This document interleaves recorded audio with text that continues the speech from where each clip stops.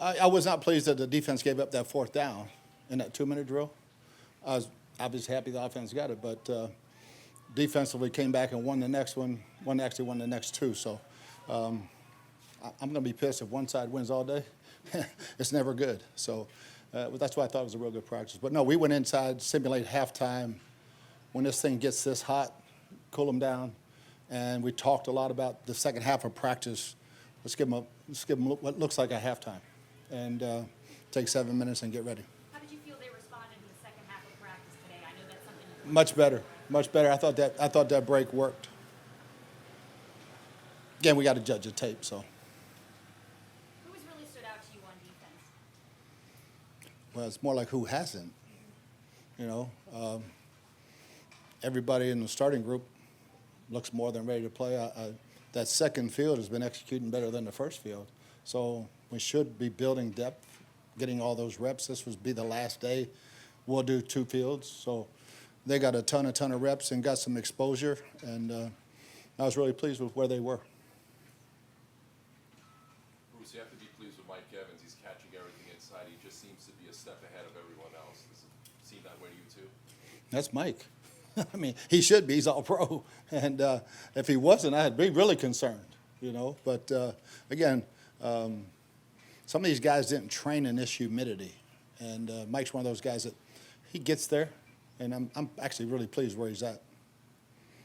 You had mentioned this when you first came out about the rules and things like that. I can imagine it's really challenging as a coach because it seems like the goalpost is kind of always moving, right? With COVID and the fact that we're in the pandemic, but you know we're not quite as deep into it as we were last time. How challenging is that for you guys as an organization?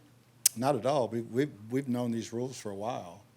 And our guys are doing everything they're supposed to be doing. I just get pissed when somebody reports that we're not. We've seen Darden, his speed shows up, caught the ball a little bit better. Every day it seems like Yeah, he's going to keep flashing, and it's just let him grow. That's why he's out there with Tom and those guys. And, you know, he's learning. You don't just run, you know, you get the head around because that ball's already in the air. And so, yeah, he knows how to get open, and let's just let him finish now. Coach, 3 days into it, what have you seen from Trask? He's done a real good job on the other field. You know, he's still learning when it's this fast. He's not used to seeing it this fast, especially in that 2-minute drill or that last period. But he's growing. He's in no hurry. Bruce, on D-line, obviously you kind of rested older guys a little bit. We've seen Khalil Davis out there quite a bit. What does he have to show you to make this team? When we put the pads on, get to the quarterback, stop the run, you know, he did a pretty good job last year. So there's some hellacious competition going on in that 4, 5, 6, 7 roles. What about with Darius Hamilton? What have you seen from him? Strong, active, good at the point, you know, working on his pass rush moves, but he's got some stuff.